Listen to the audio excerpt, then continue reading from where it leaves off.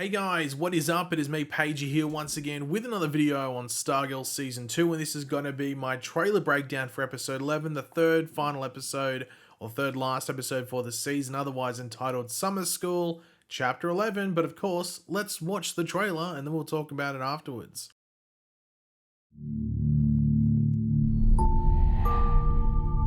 You must be new in town. Welcome to Blue Valley. No, this is wrong. How do we get out of here? You can't.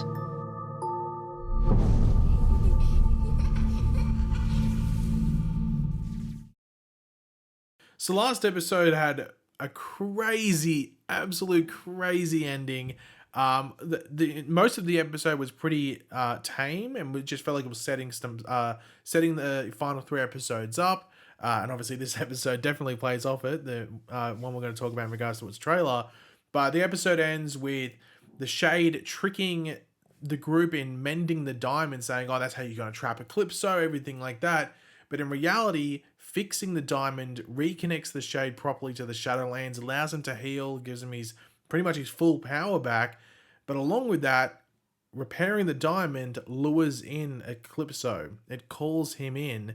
He appears. We have Green Lantern versus Eclipso. Not much of a fight there, with Eclipso then deciding to trap Courtney within the Shadowlands. And that's the cliffhanger. And oh boy, I can't wait to see what happens in this episode. But of course, before we break down the actual trailer, let's quickly read out the synopsis or description for the episode, as it does give us a bit more context as to what's going on. But of course, throughout the video, be sure to let me know in the comments section down below your various opinions, thoughts, theories, predictions, everything like that. Always curious to read what you guys are looking forward to, and just what you think's going to happen in the episode. Let me know down there in the comments. And of course, if you're going to enjoy the video and you're looking forward to this episode, want to drop a like on the video to show all of that. After a frightening encounter leaves Courtney's life hanging in the balance, the team band together to determine their next steps. So the first thing that needs to be said, fairly short synopsis. I think the last time we had a short synopsis like this was episode 6. I think episode 6 might have even been smaller or, shorter. And we all know what happened in episode 6. It was the, Eclipso's coming out party, if you want to call it, or his shattering of the diamond, or shattering out of the diamond party. It makes you think that they're hiding some stuff and they don't really want to reveal too much, which is really usually what a short synopsis is. If it's a short synopsis, they're trying to keep as much contained as they can. But in regards to the trailer, I was curious as to what they are going to show, which sort of leads into or plays off the synopsis. And though I love this trailer, it really doesn't show really too much in regards to the actual solution of the problem that Courtney now finds herself in within this episode. But I'm also curious to see how all of this works, because I am sort of confused at some of the stuff I'm seeing in the trailer and how it 100% works and who can and cannot, be in this world. But even that stuff that has me confused has me excited as well. But even with the trailer, it doesn't really show too much. It just shows us what we need to know and, sort of plays off that synopsis by not revealing too much. So, yeah. Now, just to note, the synopsis does say that there will be stuff going on in this episode outside of the Shadowlands when it talks about the other team members, having to work together and stuff. So that we're seeing Courtney in the Shadowlands throughout this trailer. None of that other stuff is shown within the trailer. And at this point in time, and unfortunately, there are no promo images for this episode to look at. Now, they wouldn't have released those before the previous episode aired because, spoilers for what happens to Courtney at the end of the episode. So they will, I guess, come out over the next few days. They might be out by now by the time this video goes out. I'm not too sure, but they'll be out at some point. But they just won't be featured in this video like they normally would.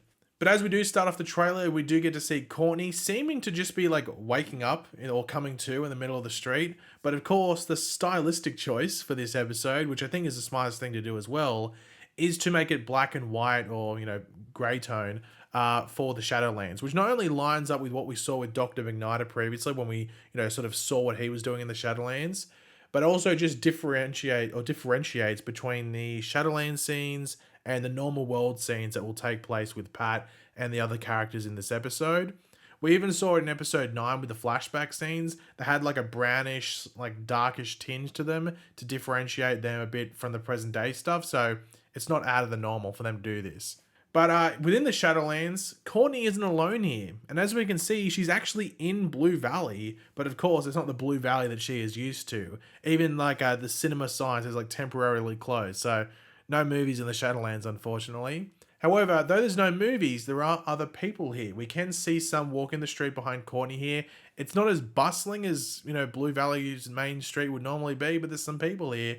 But when she enters the diner, a somewhat familiar place to Courtney, she sees some familiar faces, and they are faces I never thought, at least I would ever see again. I'm assuming that most of us would ever see again in the flesh, and that is the Zarek family. William, aka the Wizard, his wife Denise, and of course, his son Joey, who was the first major present day death and a changing point in season 1. Now, they welcome Courtney to Blue Valley, saying that she must be new in town, and I really do wonder the reasoning behind who shows up in this episode to, like, haunt Courtney, if you want to call it, because it's important to remember, none of these people were sucked into the Shadowlands like Courtney was. William was iced up, Joe was creamed by a truck, and or was it a truck or a pickup truck, something like that, and Denise was presumably killed by Grundy, I think it was.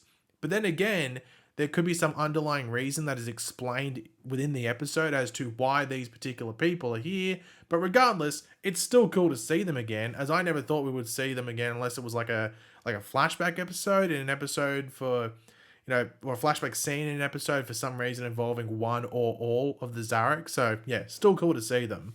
Now, we do get to see that young Bruce Gordon will be in this episode, who you would have to think is controlled by Eclipso still, but for some reason it could be the normal Bruce Gordon at this young age too. Like, who knows? However, this is in Courtney's house. You can tell by the stairs and the chair in the background.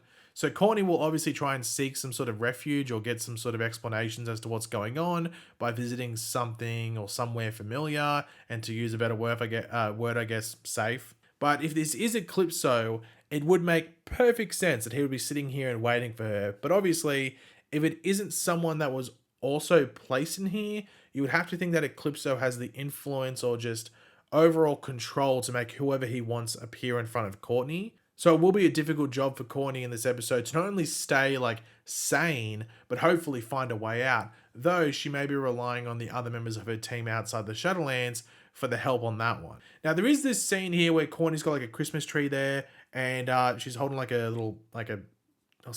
xylophone little toy thing. And I think this is in her old apartment that we saw that she lived in with Barbara when she was really young, 5 years old, that we saw in the pilot. And this is Christmas gift. And it just looks like it, the Christmas tree. I went back, had a look at the opening scene with young Courtney in the pilot, and it looks like it. It looks like they're recreating it just for this scene. And I wonder, is this going to be a scene in the Shadowlands with her dad? Or, well, let's be honest, her birth father. Pat's her dad now. So will this be a scene with her birth father in the Shadowlands? It's meant to be sort of messing with Courtney. I'm not too sure. Maybe? Let me know, because it looks like it's meant to be recreating that scene from the pilot where the young Courtney and even the Christmas tree and stuff like that. But maybe this could be in someone else's house and it's recreating someone else's sort of thing that Courtney has to live through. Not too sure. I'll have to wait and see. But on the lucky side for Courtney, well, I think lucky at least, she isn't the only one that we've seen be sucked into the Shadowlands by Eclipso. And like we saw in episode 6, Cindy Berman, aka Shiv, was also sucked in. And we see Courtney meet up with her in the trailer. Now, the only thing we hear, talked about between Courtney and Cindy in this trailer is Courtney asking Cindy how they get out of the Shadowlands. And Cindy's obvious answer is that of, well, they can't. Now, they are in a bedroom, and it isn't Courtney's, and it isn't Cindy's from what we saw in season 1. However, it's actually Cindy's from this season, from that flashback from when she was younger and when Dragon King stole her.